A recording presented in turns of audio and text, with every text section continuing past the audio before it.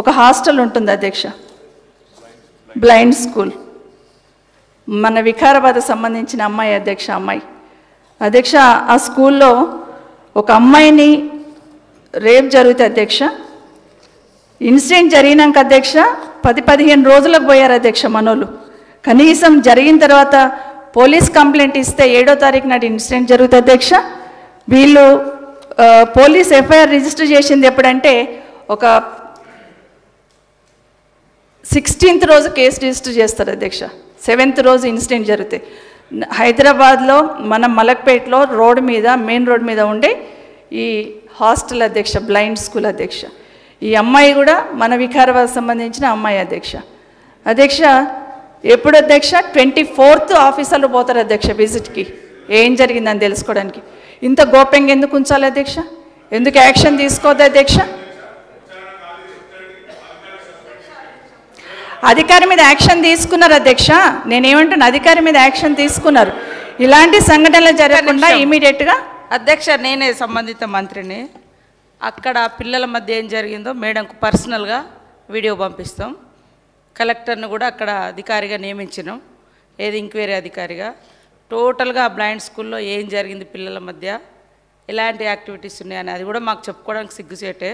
సరే, అంతకుముందు నుంచి కూడా అది ఉంది కాబట్టి మీకు పర్సనల్గా తప్పకుండా ఆ వీడియోను మా సెక్రటరీ వాకటి కరుణ గారు మీకు పంపిస్తారు మేడం. అది ఏం జరిగిందని, రేప్ జరిగినట్టుగా మాకు రాలేదు, వేరే జరిగిందని ఉంది కాబట్టి తెలియజేస్తా ఉన్నాం. కొల్లాపురం కూడా ట్రైబల్ సంబంధించినటువంటి మహిళది, అది చాలా దురదృష్టకరమైనటువంటి సంఘటన. కానీ తెలియగానే కృష్ణారావు గారు వెళ్ళి వారి కుటుంబాన్ని పరామర్శించారు. తర్వాత మరి మేము కూడా వెళ్ళి వారి కోసం మాట్లాడడం జరిగింది. కాబట్టి మీరు చాలా రోజులు ఇక్కడ కానీ అక్కడ కానీ మినిస్టర్గా పనిచేసారు.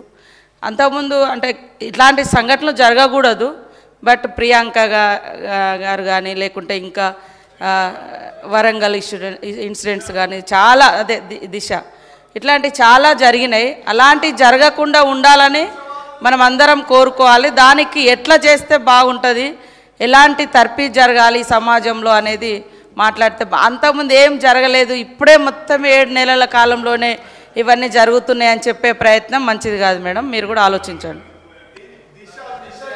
థ్యాంక్ యూ అమ్మా, థ్యాంక్ యూ అధ్యక్ష. మంత్రి గారికి చాలా ధన్యవాదాలు. వెళ్ళారు, మేము వెళ్ళిన తర్వాత మళ్ళీ గిరిజన మహిళని ఇక్కడికి తీసుకొచ్చారు, ఇక్కడ నేమ్స్లు కూడా జాయిన్ చేశారు. థ్యాంక్ యూ సో మచ్ అమ్మా. ఆ రెస్పాండ్ రావాలని కోరుకుంటాం అధ్యక్ష. అధికారులు ఉన్న వాళ్ళ దగ్గర నుండి ఆ రెస్పాండ్ ఉండాలని, బాధ్యత తీసుకోవాలని మీరైనా మేమైనా కోరుకుంటాం అధ్యక్ష. ఈరోజు అంటే మామూలుగా క్రైమ్ గురించి మాట్లాడుతున్నప్పుడు అధ్యక్ష, 6 నెలల్లో జరిగిన ఇన్సిడెంట్స్ అధ్యక్ష, అంటే 1-2 కాదు అధ్యక్ష. మర్డర్స్ ఒక 500, డెకాయిడ్స్ ఒక 60, రాబరీస్ ఒక 400, దోపిడీ ఒక 3200, దొంగతనాలు ఒక 10,000, కిడ్నాప్ కేసెస్ ఒక 1000, 1800 మందికి రేప్ కేసెస్ అధ్యక్ష. అంటే ఓవరాల్గా చెప్తున్నా అధ్యక్ష. ఈ 6 నెలల్లో 1,20,000 కేసులు రిజిస్టర్ అయినాయి అధ్యక్ష. ఇవి ఎందుకైనా నేను అడగను అధ్యక్ష. సమాజంలో కంప్లైంట్స్ వచ్చినప్పుడల్లా రిజిస్టర్ అవుతూనే ఉంటాయి అధ్యక్ష. కానీ పోలీస్ డిపార్ట్మెంట్ది నిఘా అనేది ఉండాలని కోరుకుంటాం అధ్యక్ష. ఎందుకంటే సడన్గా జరిగితే తెలియదు కానీ అధ్యక్ష, కానీ పాత కక్షలున్నా కానీ లేకపోతే ఆధిపత్యం కోసం ఫైట్ చేస్తున్న వాళ్ళు కానీ రౌడీ షీటర్ల మీద ఏదంతా నిఘా ఉంటుంది అధ్యక్ష. ఆ నిఘాను బాగా గట్టిగా చేయండి, భవిష్యత్తులో జరగకుండా చూసుకోండి అని చెప్తున్నాను అధ్యక్ష.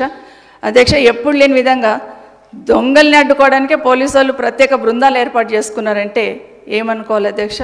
రెండవది అధ్యక్ష, నగర శివార్లలో అంతర్రాష్ట్ర మూటలు పోలీసుల మీదే దాడి చేసే కాడికి వచ్చినాయి అధ్యక్ష. అంటే ప్రికాషన్స్ వెళ్తున్నప్పుడు జాగ్రత్త తీసుకోవట్లేదా ఏంటనేది.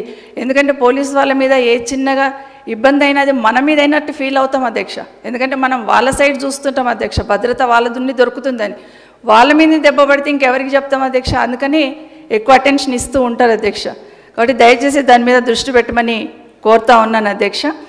ఎందుకంటే గతంలో మనందరికీ తెలుసు అధ్యక్ష, నిన్న మార్నింగ్ వస్తున్నప్పుడు ఒక చిన్న వీడియో చూశాను అధ్యక్ష. నేను ఒక అమ్మాయిది ఐటీ క్యారిడార్లో అనుకుంటాను అధ్యక్ష. ఆ అమ్మాయి చుట్టుపక్కల ఆఫీస్లో ఆ అమ్మాయి ఒక రూమ్లో ఉంది అధ్యక్ష. మన డిపార్ట్మెంట్ సంబంధించిన లేడీ పోలీస్ ఆఫీసర్స్ ఉన్నారు, పోలీసు వాళ్ళు ఉన్నారు. ఆ అమ్మాయి ఏడుస్తుంది, అసలు నేనేం తప్పు చేశాను, ఎందుకు నన్ను కార్నర్ చేశారని. నిరుద్యోగులట భిక్షాటన చేస్తే అమ్మాయి డబ్బులు ఇచ్చిందట. నువ్వు ఎట్లా ఇస్తావని ఆఫీస్కి వచ్చిండ్రు. ఆ అమ్మాయి ఏమంటుంది అధ్యక్ష, నాకు ఈ ఉద్యోగం పోతుంది, కంపెనీలో నేను ఉద్యోగం చేస్తున్నాను, మరి అసలు నేను ఏం తప్పు చేశాను, వాళ్ళు డబ్బులు అడిగారు, భిక్షాటన చేస్తుంటే ఇచ్చానని చెప్తా ఉన్నారు. ఇట్లాంటివి జరగొద్దని రిక్వెస్ట్ చేస్తున్నా అధ్యక్ష. ఎందుకంటే ఒక అమ్మాయిని కార్నర్ చేసి భిక్షం ఎట్లేస్తావు వాళ్ళకనే లెవెల్లో పోలీసు వెళ్ళారు ఇమీడియట్గా అక్కడికంటే కరెక్ట్ కాదేమో అని ఒకసారి గుర్తు చేస్తున్నాను అధ్యక్ష.